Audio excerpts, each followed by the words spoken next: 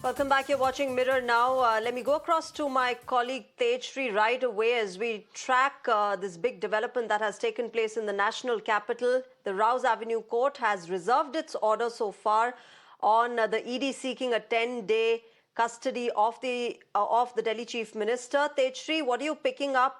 You're at the residence, I believe, of the Delhi Chief Minister Arvind Kejriwal, and AAP MLAs were expected to reach there and meet with the family members of Arvind Kejriwal.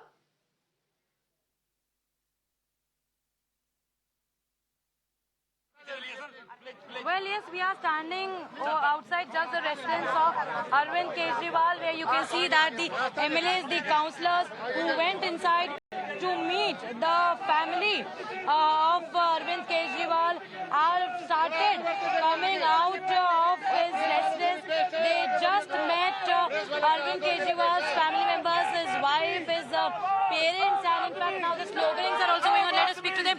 क्या कुछ बातचीत हुई आपने, क्या कुछ assure किया उनको, क्या बातचीत हुई आपकी? देखिए, उनकी माताजी की तबीयत कई दिन से खराब है, इस वजह से उन लोगों ने हमारे लिए मैसेज भेजा था। वहाँ उन्होंने हमें चाय नाश्ता कराया और हमारा बहुत बहुत धन्यवाद किया कि हम उनसे मिलने आए। उनके परिवार के साथ हमारी सांत्वना है, इसलिए उन्होंने हमारा धन्यवाद किया, ये मैसेज किया। All right, so let us speak to a few of more supporters who have come over here. क्या बातचीत हुई आपकी, क्या कहा गया? एक्चुअली सीएम साहब की मदर की तबीयत काफी खराब है, तो उस वजह से पूरी फैमिली उनकी ही ट्रीटमेंट में। और लेकिन आम आदमी पार्टी इस पूरे मुद्दे को कैसे देखती है कि केजरीवाल इस पूरे मामले में मुख्य आरोपी हैं?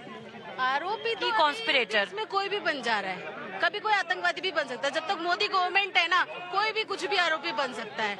यहाँ जंगल राज स्टार्ट हो चुका है, संविधान लगभग खत्म हो चुका है, इसलिए आज हम लोग सड़कों पर हैं। तो अभी आप लोग यहाँ पर आंदोलन करने वाले हैं, यहाँ पर प्रोटेस्ट करने वाले हैं। हमारी इच्छा थी कि हम सीएम साहब के जाने के बाद हम पार्षद और विधायक सीएम साहब की फैमिली से मिले, उनका हाल चाल पूछे। ठीक है, वील टू स्पीक टू शैली ओबेरॉय।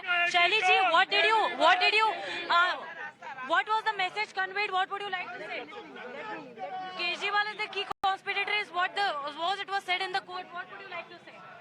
क्योंकि ये सीधा संबंध रखता है भारत के संविधान के मूल ढांचे से, जिसको आप बेसिक स्ट्रक्चर कहते हैं। जैसा कि आप जानते हैं, मूल ढांचे का जो पूरा कानून है वो ये कहता है, बड़ी बहुत अनूठी बात है भारत के बारे में, कि अगर कोई भी संवैधानिक संशोधन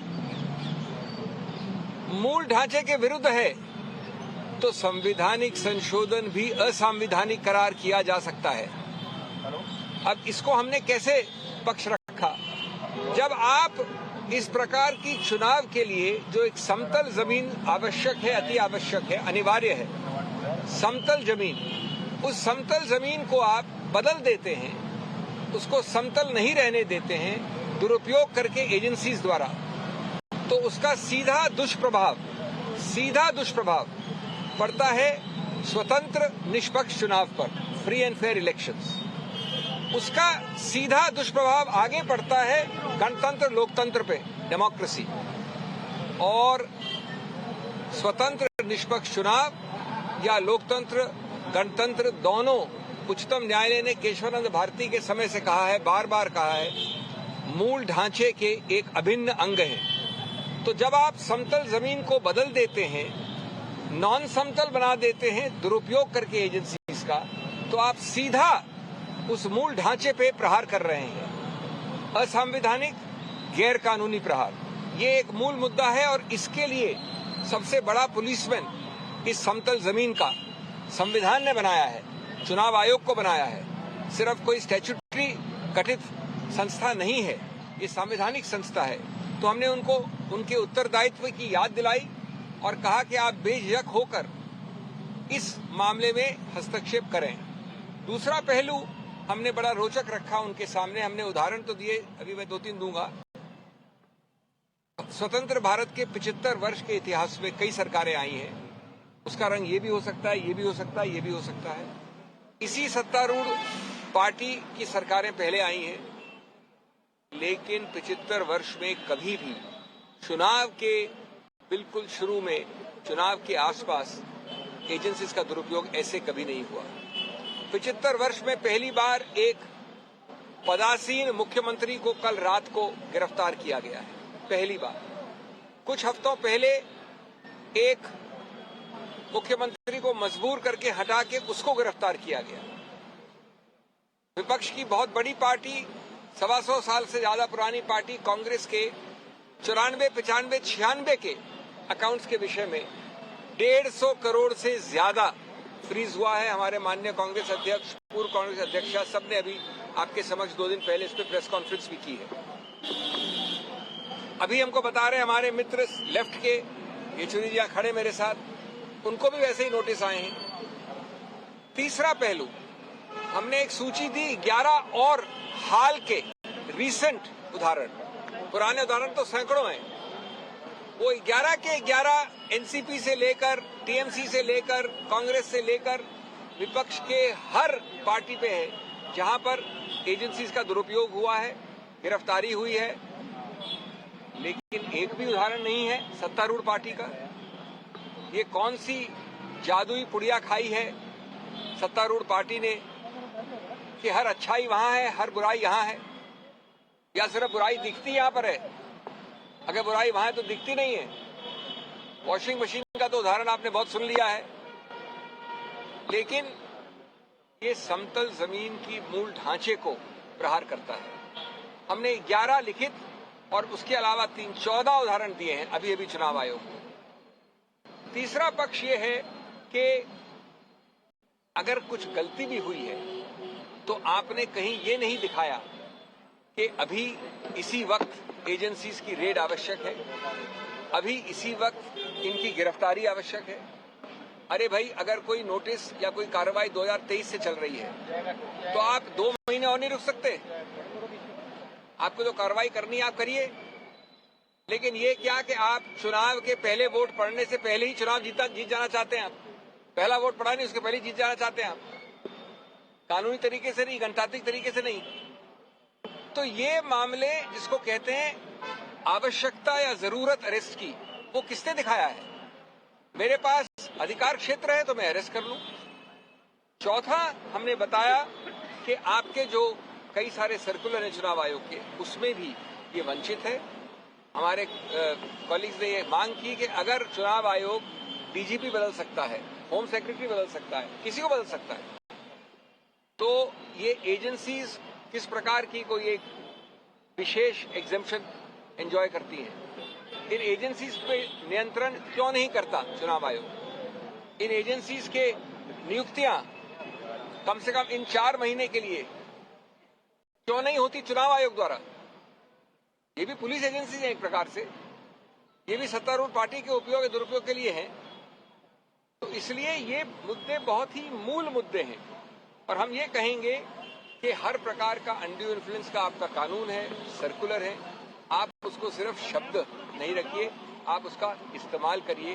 नहीं तो ये चुनाव आयोग एक सिर्फ एक सजाने के लिए कोई संस्था नहीं होनी चाहिए। ये हमारा पुलिसमैन है गणतंत्र के लिए। बाकी कई मुद्दे हमारे इसमें हैं, आपको मिलेंगे सब। मैं बहुत संक्षिप्त में अंग्रेजी में बोलूं अपनी अनुमति के साथ। I will be very brief because you know the gist of it. For our friends from the English media, just 1 minute, just half a minute.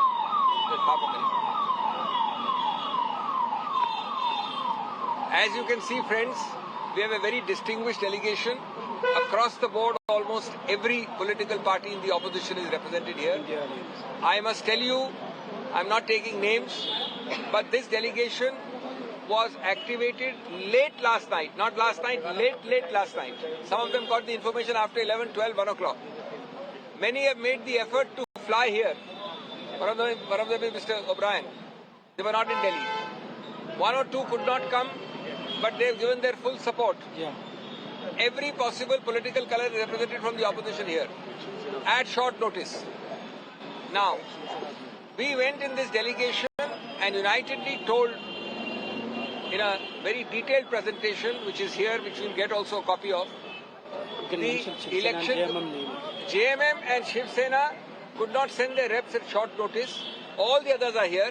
They have specifically assured us of unconditional, unstinted support, unqualified support.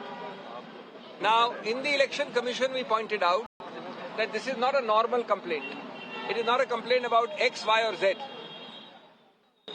It is a larger issue of affecting, impairing, and undermining, sabotaging the basic structure of the Indian Constitution.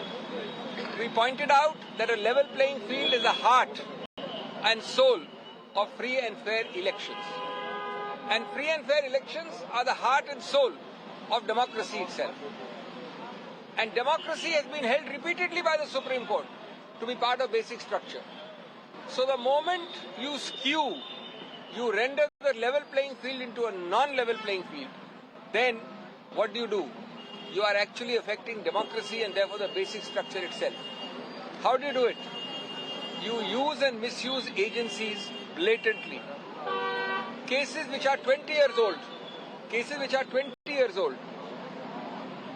if you have to take action, I'm assuming for a minute that action is justified. Why can't the action be deferred till June, July? What is the need to arrest him today? What is the need to raid him tomorrow? Right on the cusp in the middle of elections. It is because you want to win by unfair means before the first vote is cast. It is because you want to win the election before the first vote is cast. And we have also given a very interesting list. We pointed out that in 75 years of Indian history, no party of whatever color, including the BJP in all its earlier avatars, has ever thought of arresting a sitting chief minister. What happened last night? Never before has it been... The opposition India bloc, represented by Abhishek